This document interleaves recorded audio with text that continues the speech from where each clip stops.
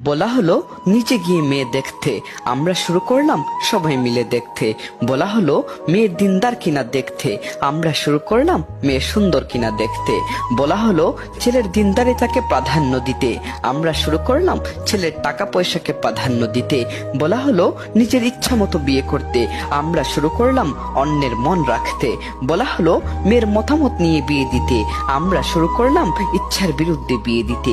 বলা হলো কম খরচে বিয়ে করতে, আমরা শুরু করলাম আনুষ্ঠানিকতার নামে টাকা অপচয় করতে।